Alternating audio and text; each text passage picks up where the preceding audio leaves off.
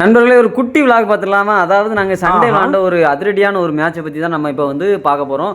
Toss போட்டு டாஸில் வந்து வின் பண்ணிட்டோம். ரொம்ப நாள் கழிச்சு வின் பண்ணதில் ஒரு ஹாப்பி. அப்புறம் வந்து toss to elect to bat வந்து செலக்ட் பண்ணிட்டோம். எங்கள் பேட்டுன்னு சொன்னதும் எங்கடா பேட்டு, எங்கடா பால், எங்கடா க்ளவுன்னு தேடும்போது நம்ம க்ளவ் வந்து பார்த்திங்கன்னா ரொம்ப பரிதாபமாக இருந்துச்சு. ரொம்ப பஞ்சத்தில் இருக்கிறனால அது வந்து கொஞ்சம் அப்படி தான் இருக்கும். கண்டுவிடாதுங்க ஃப்ரெண்ட்ஸ். அதுக்கு அடுத்து பார்த்திங்கன்னா நம்ம கேப்டனும் அவரோட வந்து நான் ஸ்ட்ரைக்கில் ஒருத்தர் பயங்கரமாக இறங்கியிருந்தாங்க.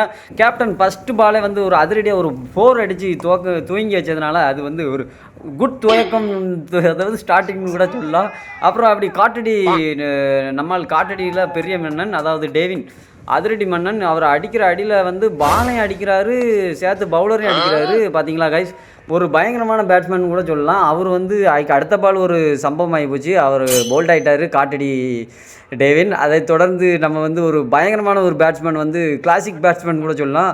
அவர் வந்து முரட்டடி அடிப்பார், இதுக்கப்புறம் ஒரு ஷார்ட் அடிப்பார் பாருங்க.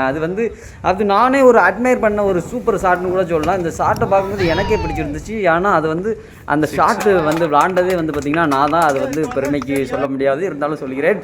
அப்புறம் வந்து பார்த்திங்கன்னா வந்து கடைசியாக மெடல் கொடுத்து எல்லாரையும் பாராட்டுற அந்த போர்ஷன் வந்தாச்சு. கேப்டன் 80 ரன் அடித்து ஒரு மகத்தான ஒரு வெற்றிக்கு துணை புரிஞ்சார். அதை தொடர்ந்து காட்டடி டேவினுக்கும் ஒரு துணை கேப்டன் நம்ம அண்ணன் ஒரு மெடல் கொடுத்துருந்தாங்க.